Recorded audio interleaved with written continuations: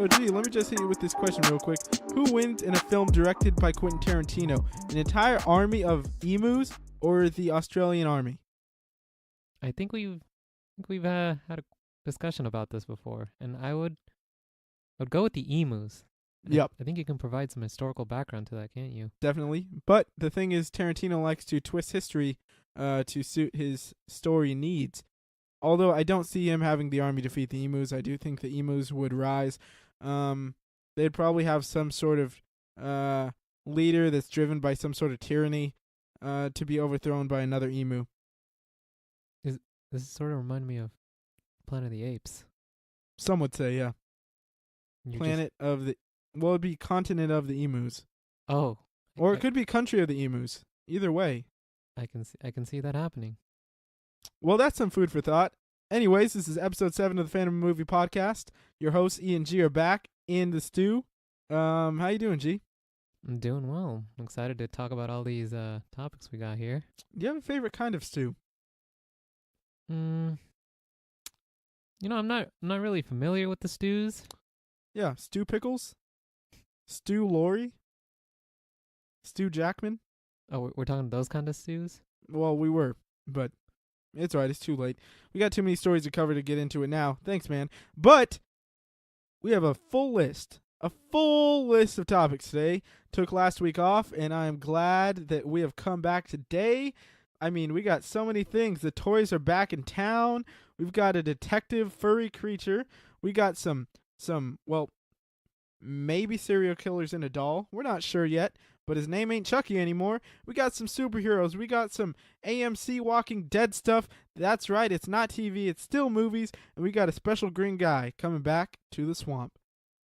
So first on the list, my friend, and probably the most exciting story of the day, even though there's not too much to go on here, is Toy Story 4 has officially been announced with a teaser trailer and a new set of character posters.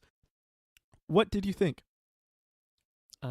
It was great for it being a teaser. Just it did its job. Like, I'm already completely sold on the fact that Toy Story, I was thinking about this. Toy Story perhaps is probably, my favorite. Just the whole trilogy in the series. It's probably something that I will always watch when it's on TV. It's probably my favorite Pixar. Well, the thing with Toy Story is I think it's crazy if I were to say that Toy Story is underrated, that most people would say, like, how is that possible? Yeah. But I honestly do believe that Toy Story is massively underrated because I think that Toy Story 1, 2, and 3 are without a doubt in the top 5 movie trilogies of all time. Oh yeah, that's. I mean, you have your Godfathers, and a lot of people don't like Godfather 3. Everyone loves Toy Story 1, 2, and 3. You have your Dark Knight trilogy. Yeah. Great. Some people don't hold, the Dark Knight Rises as highly as the other two. So you have your Lord of the Rings trilogy. You have your Star Wars trilogy. Toy Story might be 3. It's up there, I think that it's not given the credit it deserves most of the time. But this is about Toy Story 4. And yes, this is a true teaser trailer for me. This is what I like. This is the kind of teaser I like. They don't give us anything as far as story goes. Yeah. They just kind of let you know we're back. The toys that you know and love are back for another adventure. Although there is a question that arose to my mind watching this, and that is that we see a spork with some googly eyes come to life, which makes me question what is a toy, and I think that may be a question and a theme of the movie. That's because I know that Pixar's very, very careful. Yeah. And they're very smart. And even though this is a quick teaser that, most people won't really think much of, I think that if there's a way to hide themes inside of this, they would definitely do that. And the first thing that came to my mind was that this is the first time that we've had like an improvised toy like this. I mean, it's a spork. He said, I'm not a toy. It doesn't make sense, you know? And so I think that there's something to go along with that. And this makes me start to think, well, I don't know exactly. Before I was thinking this movie was going to, and it still very well may, deal with the idea of changing times. And perhaps even kids don't play with toys as much anymore. Maybe they're going to be on iPhones, and iPads and that kind of stuff. And it may be sort of a sad transition away from toys, and hopefully they'll show and this is me really just theorizing here, but just sort of showing the love of toys once again. You know, it's a time that we grew up in.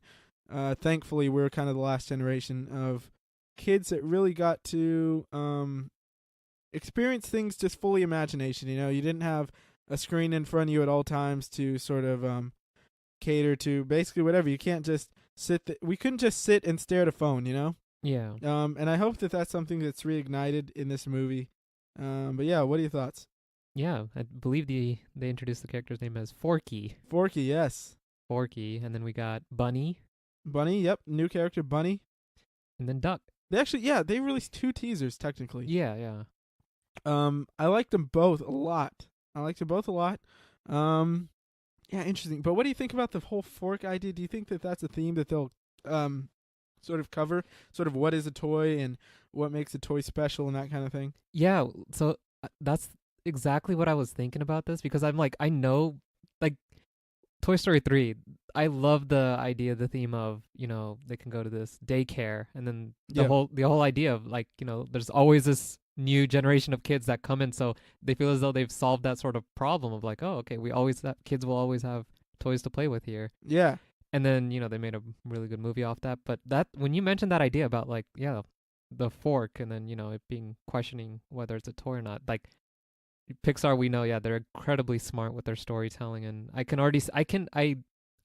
I'm actually, like, in the upper 80s. I would say, like, that could be a theme. Yeah, I really hope so. And I think that it makes sense because Yeah. they've traversed a lot of themes and a lot of ideas, and it seems like a natural progression, not only with the world today and sort of kids today and people today in general, but it would make a nice transition as to, because, like, I thought Toy Story 3 was a wonderful bookend. Yeah, you know? Yeah. And them doing a fourth, I was sort of unsure where they could go. I never really questioned that they would find somewhere to go with it. Mm-hmm. They're Pixar. I believe in them. I never thought they wouldn't be able to crack a great story idea, because Toy Story is precious to pretty much everyone who works at Pixar, even if they haven't worked on it. You know, it's sort of like the gold standard. It's like the marquee item. Yeah. It's what started it all. So I knew that if they were going to do a Toy Story 4, it would have to be for a reason. Mm-hmm. And so with this, man, I'm just excited. Yeah, and it's also like, you know, hearing from, you know, Tom Hanks and Tim Allen, and, you know, what they say about Woody. They talk about the difficulty they've had with some of the, just getting the lines out, and I'm like, you know, they're definitely, you know, gonna bring that punch. If anything, you know, Pixar is extremely good at that. And with Toy Story 3, they did it twice. They got me twice. Yep.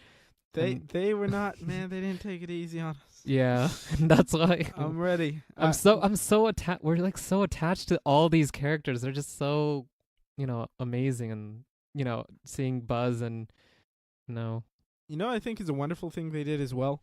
Something that is really hard. I don't know if anyone's really done this before necessarily. I can't think of another film. I'm sure there is, but think about this. Toy Story came out in 1995. That's the year I was born. You were born, you know, shortly before that. But we were all kids, you know, when we saw Toy Story for the first time.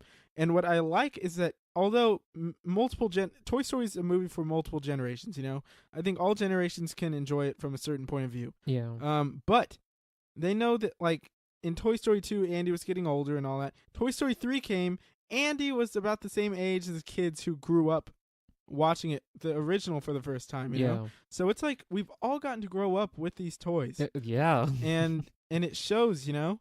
And they've been with us, when you think about it, with the separation of the movies, and it's like they're always there for you, you know? Toy Story's always been there for me. And I know tons of people, droves of people, regardless of age. But I think it's special just from our standpoint, specifically, that we've had these 3 movies and now 4 that come in all these different stages. And I think they're always reflective. You can always reflect directly from the themes in the movie, and, like, sort of growing up and then finding a new purpose and doing things like that. And exactly, which is why it correlates with that, you know, point that you made about, like, you know, they could perhaps touch on the thought of, you know, kids being on their, you know, or like maybe showing disinterest. Yeah, exactly. And I think that's a really big thing today. Yeah, so I can definitely see this movie, just like you said, it did its job, and that's, like, you know, didn't reveal anything about the story. Exactly. Just showed us the characters and, you know, them together, and introduced a new couple of characters along the way, and, you know, just excited to Yeah. You see Buzz. And whenever they introduce new characters, dude, Lotso was great. Oh, yeah. Lotso was a great character in Lotso, Toy Hug and Story Bear. 3. The old prospector in Toy Story 2, he was great. Stinky Yep. Pete. Al. Al's Toy Barn. Anyways, so yeah, lots of love, lots of hope, lots of optimism for Toy Story 4. And yeah, just keep chugging along. Summer 2019, that's coming up. We also had another movie that had a trailer debut that is something also from our childhood, something that has, I'm surprised it took this long to get a live action movie for this series, this IP. Not exactly what I was hoping for as far as a live action movie. I wish they would have stuck sort of closer to the actual anime instead of this other offshoot that they have.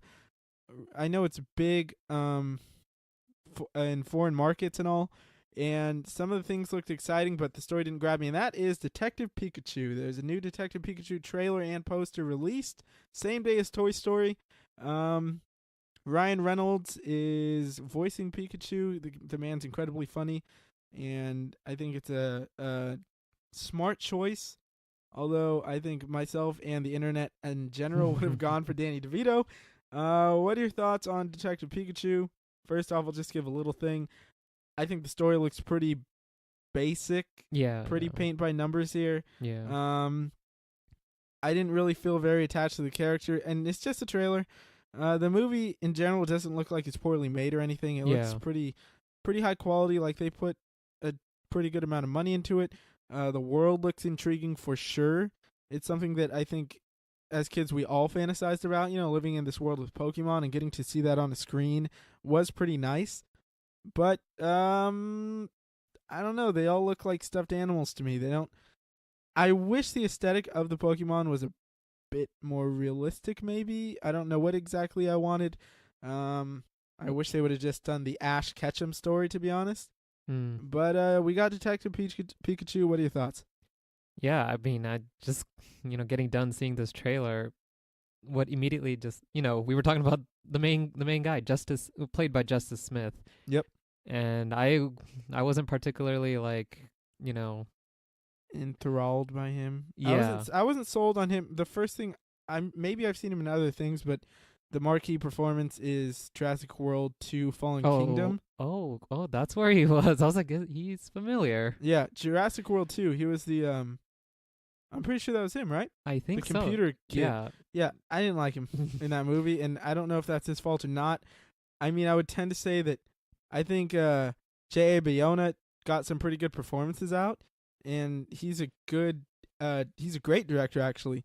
So maybe it's a script, but this is two movies where from this trailer it looks more the same. I'm not too sold on him. Hopefully this changes my mind. Yeah, it's just, there were some shots, it looked cool, with the Bulbasaurs and, some shots with Charizard and all that sort of stuff. But like the big thing is like from the trailer and the story that they're sort of like pitching here, it just doesn't quite, it just doesn't quite seem, that intriguing. Yeah. Yeah. I hope so. I mean, yeah, like I said, it's the same thing with, I know it's an unpopular opinion, but I don't really care about Harry Potter. I don't care about the movies very much. I think the world is very interesting, and I think the world is very wonderful, and I think that that's what I'm getting out of this trailer, is that it's cool to see these things. It's cool to see the wild with Pokemon and, society with Pokemon in it. I hope we get to see some Pokemon battles. That'd be cool. Yeah. Doubt it. I bet you just like atmospherically. Now, that's an interesting point, because it's like, they gave that shot of like, you've always wanted to become like a Pokemon trainer. And I'm like, then I was like, will we go like gyms, and then, will there be Pokemon battles? Because I'm like, it's all there. It looks cool. Me, I bet you we're gonna see a glimpse, but I bet you it's like on TV. You see like the Pokemon Master Championship, some tournament or something, or you see them. I really don't see like an actual battle happening. Yeah. It's going to be comedic. It's going to make money. They're going to make a second one. And it's going to be another, detective murder mystery kind of thing.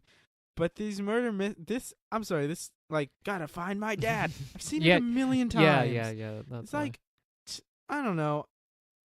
do something different. Do something. Give me an original case or Now, I was gonna ask you, like, you did want to, if that were the case, who would you cast as Ash Ketchum? as Ash Ketchum.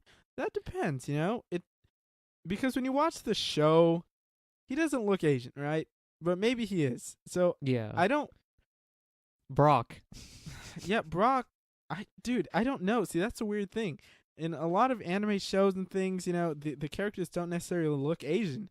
Yeah, But then when you got to be careful. It's treading light water depending on who you cast. yeah. I would say. I mean, it's a popular opinion, but I think it'd be a crowd pleasing one. Finn Wolfhard, I don't think would be a terrible decision for Ash Ketchum. Yeah, He's got like the age is on his side. yeah, I think he's lovable by a lot of people, but he does also have quite a bit of range, as we see from It and Stranger Things. He plays drastically different characters. yeah. So just off the cuff, I'd say Finn Wolfhard as Mhm. Ash Ketchum. Now I don't want Millie Bobby Brown to play Misty, but I wouldn't be surprised if they did that. Yeah. Or if they're going younger, he's getting older. You could throw Jacob Tremblay in the mix. Yeah, That'd be you could. great. Gary. Yeah, he could be Gary. Nah, okay, we'll have Jacob Tremblay as Ash, and then Finn Wolfhard as Gary. Oh, I could see that. Yeah. But yeah, it's just like those two things. It's like, I think that's what I'm trying to get at. It's conflicting inside because it's a movie that it would be so awesome to see if it was like, it was like an actual like, this person trying to become a Pokemon trainer and go It's to such battle. a more gripping story. you Yeah, know? and then it's like this finding his dad. I'm like, is that what this is about? It's like, oh, well, I wanted to be a Pokemon trainer, but then my dad disappeared. And I'm not trying, when you say it like that, it's like say it more seriously and it'll sound better. But they don't seem like they're taking it seriously in the movie, so why should I? Yeah, It's like, yeah, that didn't happen. Yeah, I'm not my dad. It's yeah. The angst. We're going to go find my dad. They're going to find him. He's probably going to die or disappear. And he's never going to be a Pokemon trainer, but he's going to be a detective with Pikachu. Yeah, and that's pretty much all Pikachu pool. All I can say about that. Yeah, I enjoyed Pikachu. I enjoyed some scenes with them. Yeah, I think both of us, our favorite little scene was the Bulbasaur's walking through the stream. Exactly. It's cool. that's literally. I really want to see more Squirtle. He was my favorite back in the day. Out of, the Bulbasaur, Charmander, Squirtle, I was a Squirtle guy. Gotta love, if the one thing that I doubt, maybe we'll get a reference, I'd love to see the Squirtle Squad. I want a Squirtle Squad movie. I want a Squirtle Squad TV show. I love them. Oh, if they do that, I could see it. Yeah. But yeah, Detective Pikachu. Not so high hopes, but I'm pulling for it. Yeah, we'll see. Next up, we got a new poster from Child's Play, and it raises a few questions. Chucky no more, apparently. We have a new poster with a box in a big empty warehouse. Apparently it's a new toy. His name is not Chucky. It is now Buddy. Wow. We talking about the Elf movie? I wish. Oh. No, I don't, actually. This movie doesn't seem very interesting to me. I never found Chucky to be that scary. I mean, it's a doll. I know it's horror and I know it's like fantasy and all that, but it's a doll, I was never really sold on it. Chucky never scared me. I like the concept of this serial killer trapped inside this doll. Yeah. From what I understand, this one is leaning more towards AI. I'm trying to think of Home Alone 3 when they have that military chip in the RC car and the people come after. It's gonna be like some little Terminator doll. I don't know. Yeah, I'm just based on that. It's like, I feel the same about it. Never been quite so sold on these movies. And that's like the one major thing that I can take away from it is the concept of that. Yeah, a serial killer trapped in this doll's body. Like it's a cool concept. It's a cool concept. But the thing with this though, go ahead. I mean, you always just talking about like we always talk about like if we're ever in a situation where you're trapped in a room with Chucky, you just like punt him. It's like you see these pictures. It's like, which one do you stay locked in a room with? It's like Freddy Krueger, Jason Voorhees, Michael Scott now. Michael Myers and Chucky. I would choose Chucky 9 times 10 times out of 10. It's a joke. And the thing is, I think that this movie sinks or swims solely dependent on the trailer. Because because Michael Myers, that sells itself, you know? Yeah. You don't even have to have a trailer and people are going to go see a Halloween movie. Especially when there's been some years and it's a new take and it's reminiscent of the original. With It, I think that movie was completely sold on the trailer, and that's why I won't completely rule out this movie, because I remember the first image we got of It, I thought it looked so stupid. It was like Pennywise peeking out from a little, like a... The balloons? No. He was like looking out in a sewer, just like sort of peeking out. I thought it looked ridiculous. Then the trailer came out, and I was like, damn, you know, this thing looks awesome. So, I think that before this Andy Muschietti It came out this last summer, or this last fall, I think that Pennywise was probably on the same iconic level as Chucky, maybe even lower. Because if I had to choose the Tim Curry It miniseries or the Chucky franchise... tough. I don't like either of them. Yeah. I really don't think that Tim Curry It series was very good. I think the kids part is all right. The adult half is not entertaining. And I don't think, and I'm not trying to just like crap on it. I know a lot of people love it, but I don't think that Tim Curry's It even stands close to this new one we got. Yeah. Just in terms of the role and the take on the character and all. But so Child's Play, I think, depended on the trailer. Who knows? Yeah. I was like, I don't know, I forget who's on, like what studio or who's working on this. It's from the same studio same producers of It. Producers doesn't mean anything though, really, in this case, because they probably owned both properties and like, it was a smash hit. Now we're gonna revive all of our old horror franchises, as always. Then they see that Halloween was a hit, and they're like, yes, full steam ahead. That's why we're getting Pet Sematary, and that's why we're getting Child's Play, and that's why, we're gonna get a slew of these. That's why LeBron's trying to bring back Friday the 13th. Everybody's trying to hop on that bandwagon. And it's Buddy with an I, right? Yep, Buddi. Apple's Buddy. There we go. The Google Buddy.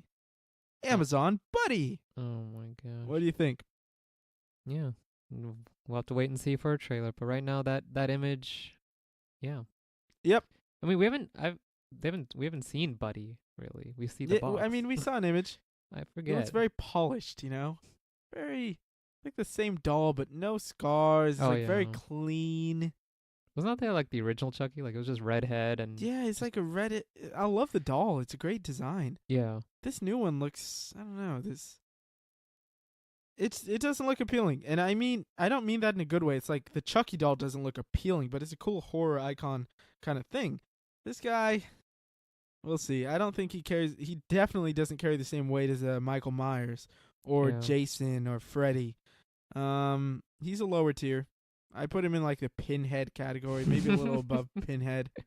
I always forgot because I thought his name was Hellraiser. I'm like, that's pretty cool. Well, nope, his name is Pinhead. Who you calling Pinhead? Pinhead. There we go. So yeah, Child's Play. We shall see. Yep, it's another one. We shall see. But some bigger news, longer news. Avengers 3, which is zero surprise. I mean, and it's a rough cut. Avengers 4? Avengers 4, sorry. Well, Avengers 3 Part 2 if you want. But yeah, technically Avengers 4, the untitled Avengers 4, has been said by the Russo brothers that the current cut is 3 hours. This is no surprise. I wouldn't be surprised if they had a 4-hour cut before. Avengers 3 was at one point over 3 hours. But with this one, I would not be surprised if it ends somewhere around 250 to 240 plus. They said for a fact that Avengers 4 would be longer than Avengers 3. Now, my question to you is, would you like a 3-hour cut of Avengers 4? I would like a 4-hour cut of Avengers 4. I would like a 9-hour cut. Bring whatever cut they have, whatever they got. Give it all. Yeah. There's deleted scenes from Avengers 3 that I adore. I love. Oh, yeah. If you haven't seen the deleted scenes of Avengers 3, look them up, please. There's one with Hap, and Bert is wonderful. Things like that. I want it all, I know it's going to be a long film. And I don't think... The cool thing is the Russo brothers have been adamant that Disney has never they've never given them a restraint on how long they can make the movies. They've never given them like has to be under 2:30. Yeah. Which basically means I do believe they would let them release a 3-hour film. Yeah. And I think they've definitely earned it. Marvel's earned it. Russo's have earned it. So I do hope that it ends up around 3 hours. Mm-hmm. As far as movie marathons go, that is going to be tough. But I am open to it. How, I forget. Like currently, like how was the movie marathon for Infinity War? Like how was that a well, they didn't days? have it anywhere near us. But yeah, it's over. I forgot how many hours it is, but it's over days, right? Because it's going to be 22 films at that point. Oh, yeah. Because Captain Marvel will be 21. Oh yeah. And Captain then Avengers 4. I know everybody forgets about Captain Marvel. You see these? It's like Captain Marvel's still coming. Yeah. It's going to be a long marathon. Yeah. It'll probably be almost 2 days. Almost 48 hours. Yeah, that's gonna... It probably will be when you consider they're probably going to give at least 15 minutes between each film. Mm-hmm. Or maybe 10. That adds up between 20 movies. Yeah, I bet it'll be about 48. I'm down. And I think, I remember seeing a video and people were throwing out speculations as to what they think the post-credit scene could be, Oh, yeah. Well, people throw out a couple. It'll have to do with Spider-Man. Yeah, most people, think, because I think Far that's From what's Home. that's what's coming after. Yeah, like a month later. Yeah. That's going to be... And it's rumored to... They've said it's going to take place minutes after Avengers 4. So, Also, X-Men or Fantastic Four tease would be awesome. But it's not going to be X-Men, I guarantee that, actually, because New Mutants comes out in that August, if it's still, in fact, getting a theatrical release. And Dark Phoenix comes out around that time. So I don't think they would tease a new X-Men when they still have these to get out before they reboot it. Mm-hmm. But yeah, I wouldn't doubt a Fantastic Four tease altogether. Yeah. Or even a Galactus tease. That's what I really want. Already? Right out the... Yes. Right off. That would be interesting to see. We don't know the fate of Thanos. Yeah, we don't. But I say Thanos is dead. Thanos is going to die. Regardless, maybe something they do at the end awakens Galactus or something, Brings him in. It's like, he comes in. Sup? I don't know. Silver Surfer, perhaps. As a precursor to Galactus. I forget the last time. I don't know if I asked you. What do you... Stop. Your thoughts on Stop. Where this is going. Okay, I thought you were going to bring up that stupid cloud. No, I was not going to make up the cloud. I was going to bring up a certain character that you... Stop. You enjoy. We have to talk about this, this Wakabi. You talk about Wakabi? No, in fact, it was quite the Suri. It was quite the opposite. Oh. Who? It's your boy Cap. Cap? Yeah. Ah, yeah, Cap. My boy Cap. Good Brooklyn kid. That guy. Mm-hmm. How do you think he's going to do? You think he'll be picking up his own shield at the end? No. I think that James Buchanan Barnes will be picking up that shield, and he'll be waving bye to Cap. I will see you again. Oh, of course. Oh, yeah, and he's going to be waving to him while Cap fades away into this whole stone, sacrificing himself. And he gives one last salute. But we're still waiting for that moment that you've always wanted to see. Yes. Yes, the two moments I need in order. Number one, I'll go number 2 first. The 2 things I need in this film are for Captain America to lift either Mjolnir if they go back in time, which is my big theory, that he's going to go back. We know they're going back in time. Yeah. But Mjolnir will still be alive and well. Captain America picks up Mjolnir. Thor wields Stormbreaker. That's what I need. But number 1 above all is I need the Captain to tell the Avengers to assemble. Oh, I don't know how you're going to walk away from this one. I won't. If Cap dies, I die too. Well, it's like at least a piece of me will stay there, Mm-hmm. Big piece. But yeah, I'm excited for this. Make it as long as it needs to be. I like the fact that Disney doesn't, put a cap on it, pun intended. I'm going to be 2019 is going to be an emotional year for your boy here. I could see the end of these toys that have brought me to this point. I could see the end of Captain America and Iron Man. And more importantly, Star Wars saga comes to a close. So they say. Doubt it. The Skywalker saga. That's what they say, but I doubt it. We'll get But Broom Kid. anyways, what? yeah. I mean, Toy Story 4, Avengers 4, Star Wars Episode 9. It's gonna be a year, man. The Mandalorian. Yeah, but that's not like I'm talking about things ending, perhaps. Oh, okay. Mandalorian. That's a whole different kind of tier. That's Oh. a tier of joy. Oh, can't wait to talk about this. Do we have to? You got a good segue for this? Nope. Shrek's coming back.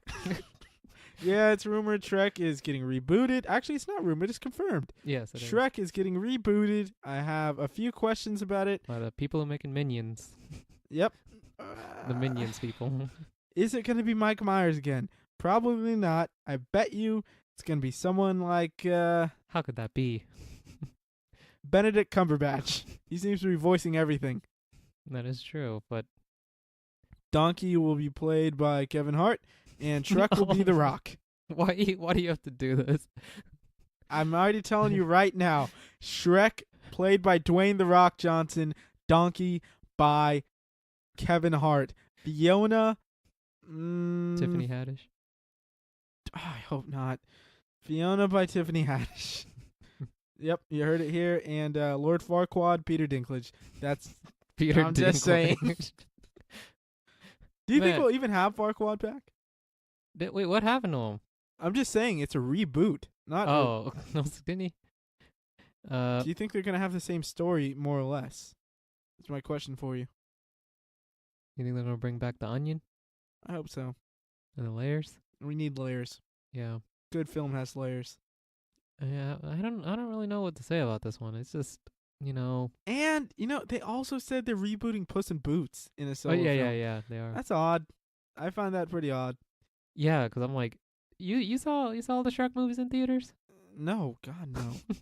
I saw the first 3 for sure. I was dragged to the third. I know that. Shrek the Third. I mean, I liked the first when I was a kid for a little while. Got kind of tired of it. You know what my favorite Shrek moment is? When Will Smith recites it in I Am Legend. I That's knew my it. favorite Shrek moment. I knew it. I don't know. I think it'll make a lot of money just because of the meme quality. First off, Yeah. people are gonna go in droves to see it just as a joke. Mm-hmm. You can already see And it. then if it's a good film, then Just seeing Smash Mouth even surprised by the news. doubt that's gonna be in there. Should be. Yeah. Hey now, you're an all-star. But yeah, we're not gonna have that. Could you imagine that's a good point. The meme potential. Yeah, the meme potential is gonna be crazy for this one. But yeah, that's all. That's all pretty much I got on. Yeah, this I don't want to spend too much time on Shrek. It's his swamp. It's not mine. Yeah. That's a kid swamp. Mhm. But another interesting topic. Minor spoilers here. If you are a fan of The Walking Dead, if you're a fan and you don't want it spoiled, are you that big of a fan? Have you not seen it yet? I don't know. Me. Anyways, we're going to spoil a little bit of The Walking Dead. Sorry, G. I'm not going to get too deep into it. I'm not really going to spoil. I mean, it's spoiling, but they're making a trilogy of Rick Grimes films. And they've also AMC that is, they have announced that they're making a trilogy of Rick Grimes films separate from the TV show, and they are also making a Breaking Bad sequel film, rumored to be a sequel. It's about the AMC Breaking Bad film is about apparently someone escapes from prison and is kidnapped or something along the lines of that. The rumor is that it's Jesse Pinkman that is maybe kidnapping or it's a sequel to his story. As we know, Jesse Pinkman ends the show driving off from, Walter White's, finale. Yeah. And then the Rick Grimes thing. Do you want to hear this or not? I mean, I'm just gonna say it. If you haven't watched The Walking Dead, I'm sorry. Mute this. Skip forward like 4 or 5 minutes. Basically, Rick Grimes was assumed to go. He was leaving the show. Everybody knew it. It's all over the internet. We all thought he was gonna die in some heroic fashion. Instead. He takes out a bunch of zombies. A helicopter comes by and picks him up. Oh. And he gets taken away. Oh. To where? We do not know yet. But Okay. apparently the first film is going to deal with where he's going and what's going on. Oh. Okay. No, that's. I don't so know. So my to say question about for that. you is, which intrigues you more? Probably have to say probably would just say the Breaking Bad. You know. See, the thing is, it intrigues me more, but it's one that I'm more nervous about because Breaking Bad stayed incredible from start to end. I love the end, the mystery behind it, where you have Jesse Pinkman. This movie has a potential, if it does in fact include Jesse Pinkman as a sort of sequel to his story. There's always a chance that it could sort of sour his story, and that makes me a little nervous. It is. Whereas Rick Grimes, I mean, what can you do? Show him kicking ass, and people will be fine. Yeah. So I think in the words of like intrigue, since it holds that much like as you mentioned, as it holds that much, it could potentially, there's a risk to the character and his story, which I think, personally would probably intrigue me more. Well, and also including the fact that I personally have not been caught up with Walking Dead. Yep. And so I'm, I've been hearing great things about it recently. Yeah. This last season has sort of been a turnaround. Yeah. And so I haven't seen any of that. And so it's like, but it's, I'm like, I'm interested. I wouldn't use the word intrigued, I guess. And these movies are definitely going to air on AMC. I really, really doubt they're going to see any theatrical time. If anything, it would be the Breaking Bad film, but I think that it's such a small audience. I won't say small. Breaking Bad's a huge film, but the amount of people that would actually, all these years later, go to see a Breaking Bad movie, I don't think it'd be very many. I think it makes more sense to premiere on their channel. Yeah. But yeah, the Rick Grimes movies, I bet you right now this is what happens. Yeah, I was about to say. Right now, they have it planned out where they're going to release the Rick Grimes movie. It's going to deal with the greater zombie apocalypse. Think World War Z stuff here. I'm talking about ending this thing. I'm not kidding you. I bet you it's like some secret society or government facility that's still going. Like it's the FBI or something is still around, and they've been keeping tabs on everybody, and they came to get Rick because he's the man, and he's gonna be fighting zombies around the world or something in the capital. I don't know. They've been monitoring him. Yeah, I bet you. I guarantee. Oh, that would be kind of cool. It would be cool. Yeah, possibly. 3 films in, third film ends the series. I bet you he reunites with Judith and Daryl and whoever the hell else is alive. One last hurrah in a film, limited theatrical release. That's my theory. Yeah, I was like, if that was the whole take on the direction of his character, then I would definitely be more intrigued with that. I'm like, okay, possibly talking about ending this whole thing with all this, you have to. Yeah, at this point, I would agree. You there has to be something, and I mean. A quick thing. I don't want to spend too long. This is quick. Walking Dead, this is how I always imagined it would end before the last couple seasons. I thought that it would just kind of sort of, because the zombies seem to be decaying more and more and more over the series, I thought they would eventually just sort of die off, and it would be Carl that, Rick dies in the last episode and Carl sort of starts this new life and whatever. Now it seems like they're going for the big bang. Rick probably going to DC or something. Kurt Russell's gonna be there. Oh my god! What was it, Fast and Furious? Yes, I knew it. Underground. We're looking for the God's eye. Yeah, because just thinking about that, it just makes sense. Like, what do the zombies feed off of? Brains? Yeah, exactly. I mean, like animals. There's only so many resources available for these zombies to feed themselves, and eventually you just, They don't take care of themselves. They don't. They're always rotting and decayed. Exactly. It's gross. Yeah, exactly. Yeah. At one point, I feel like imagine if you can just get a good water source, you can just kill them all with a fire hose.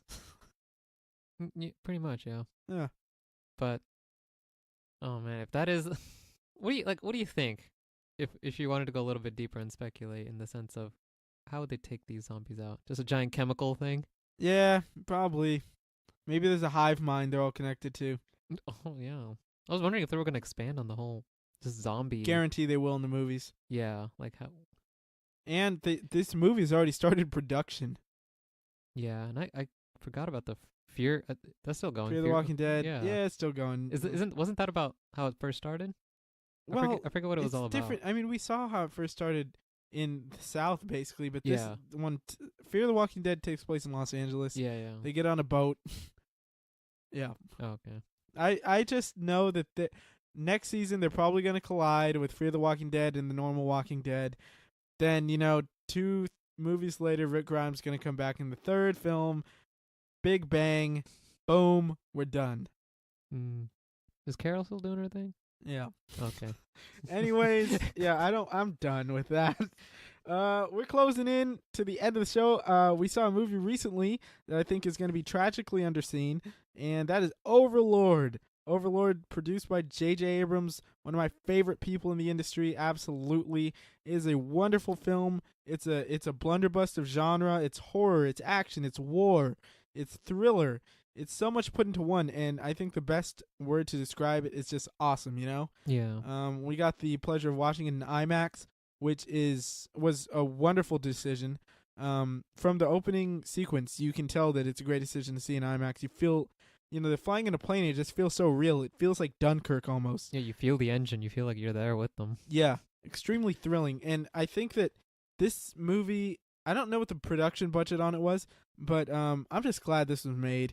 It felt like what a lot of video game adaptations. It's not an adaptation, by the way. This is an original film. Mm-hmm. But what I got from this is that this is what I want a lot of video game adaptations to feel like. When we were watching, we both were like, this would make a great game. Yeah. And I don't know. I was just sort of, I had high hopes for this movie, and it exceeded them all. I thought the acting was well done. The score was well done. And it's just like, it's this sci-fi. The story, characters. Yeah. All of them. You just loved all the characters. It's like a zombie movie mixed with like a war. Yeah. It's like a war movie and a zombie movie. World War II, World War One. Yeah, I forget which one. They got planes. They got planes. World War II. Yeah. But yeah, if anyone gets the chance, check out Overlord. It's not that gory, but it's kind of gruesome. It's pretty gruesome, actually. Yeah, they got some scenes. Actually, it's really gruesome. Yeah, they got some scenes. But it's not like torture porn or anything like that. Yeah. It's just visually disturbing at times, but it's so kick-ass. Julius Avery. Yeah. This, yeah. Did Julius Irving have a part in this? I don't believe. Are they related? They're both named Julius. I don't know. But what I can tell you is there's just a lot of great scenes. And, I remember talking about there was just great, the horror elements of this. Yeah, it was terrific. Yeah, that's another great way to describe it. Just a blend of genres. There was just like action and horror. And the thing is, they were all directed wonderfully. It's like a lot of times when you have a movie that mixes so many genres into one, you might have a part that lacks, I think that hypothetically, when you're opening this movie before you really get into the sci-fi elements, I think that if it would have just been a war film, it would have been awesome, Just like a war film with trying to survive through, behind enemy lines and stuff. It would have been awesome. That element is great. And once you throw in the sci-fi element, it doesn't feel shoehorned. It feels genuinely earned, And I think that it's an original film. People are always complaining, there's nothing original anymore. They just don't have, I don't know, they just don't look enough. There's always an original movie in theaters. I guarantee you every week something original is coming out. Whether it's a wide release or a smaller art house kind of movie. But this got a wide release. People need to see it. So if you have a chance, if you like action, you like sci-fi, horror, go check out Overlord. Because I love it. Yeah, simple as that. Yeah, it's definitely in my without a doubt in my top 10 of the year. As December rolls through, I think January we'll probably do our top 10 of the year once we get to see everything. There's always going to be those limited releases that we don't get to see until like March. We did see Beautiful Boy as well, I think. Yeah, we're going to. But I mean, like last year, I didn't get to see Molly's Game until February. It wasn't around here. Oh yeah. Hostiles wasn't here until like late February. So they didn't get to make my list. And so yeah, Overlord, check it out. Great movie. And in closing, I'd like to spend a little time talking about the late great legend Stan Lee, who unfortunately passed the age of 95. Age of 95. He lived a long, full life. And I just want to give a little tribute to Stan and a little talk about what he was and sort of his impact on the entertainment industry and the world in general. Stan Lee came up, in a time where it was very, like, entertainment was very masculine driven, It's very, they didn't take a lot of chances. It was sort of, you got to stick by this rubric. You got to stick by this, strong man. And he was someone who was a pioneer in storytelling, in an art form that hasn't always been taken seriously. Oh yeah, Marvel was gonna, go bankrupt. I remember that. Yeah, of course. But what I'm saying here is, like, he's a guy that was never afraid to tell really any story. If he wanted to tell a story, he told it, That's how we ended up with characters like Black Widow, Black Panther, the Wasp, Nebula, all these different characters. Even if it wasn't a character that he wrote, he inspired, generations upon generations of writers and gave writers the opportunity to write what they wanted and to make characters that wouldn't necessarily fit in, like, this sort of societal rubric that people wanted. I think that it's wonderful, and not only was he a pioneer in that way, but he wrote incredible stories. Spider-Man, Fantastic Four. These are sort of characters that have stood the test of time for a reason. They're a reason that we've had 3 reboots of live-action Spider-Man, while we're about to have 3 of the Fantastic Four. And I think that as far as impact goes in pop culture, I don't think that anyone has necessarily had the stamp that Stan Lee has on pop culture in general. When you look at what the Marvel brand means these days and how it's finally broke through into the mainstream audience, I don't think any of that's possible without Stan Lee and creating this giant universe full of different characters. There's literally a character for anybody. There's multiple characters for anybody to relate to, So what are your thoughts on Stan, Yeah, he was a pioneer is how most would describe him, an imaginer and comic book genius. He wrote his stories, and I think there was this one thing that people on the internet was throwing around. It was the Stan's soapbox. Oh yeah. When he wrote his take on, standing against bigotry, like oppression and bigotry. And it goes well into how you were describing him as, he was definitely, pushing outside. He's thinking outside the box, and he saw more. Yeah. Before a lot of people, and he went on with it. And I remember watching a video of him talking about Black Panther and, writing about creating this character, and it's like one of his, proudest creations. And, and then look at the huge impact it has today. And just for him to, he was just great, just hearing all these stories from the people who've been around him and, seeing all the... Yeah, nothing but good stories, man. Yeah, just talking about how fun it is to be around him. And, I remember him, he talks about, like, how, I think he's proud of how international this whole thing has gone. And, he goes to, like, different countries, and people always want to talk to him about Spider-Man. That's, like, the main thing he wants to be talked about. And, he's got his cameos in that game as well. And it's like, it's going to continue to, for, who knows how long. I bet it'll continue forever. Yeah. There's always going to be a way. They have him saying Excelsior, they can do some CG, whatever they want to do, make it clever. They're always going to find a way to do a Stan Lee cameo. Yeah, I mean, he's in, wasn't he one of those, remember in Doctor Strange, what was his cameo in Doctor Strange? He was one of those people.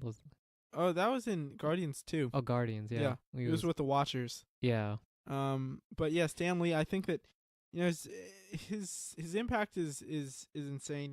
He's given me, I mean, I'm just looking at my shelf right now, multiple comic books that I love and full of characters that I love.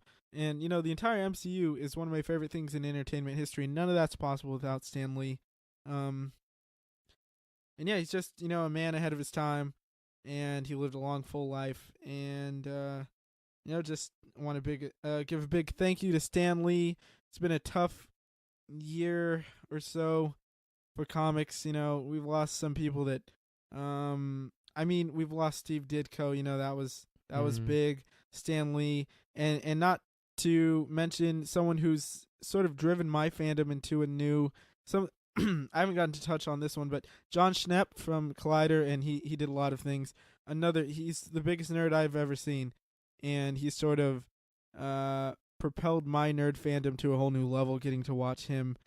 And the thing was, his fandom was driven by Stan Lee as well, as many other people. So with that, I just want to say thank you to Stan Lee.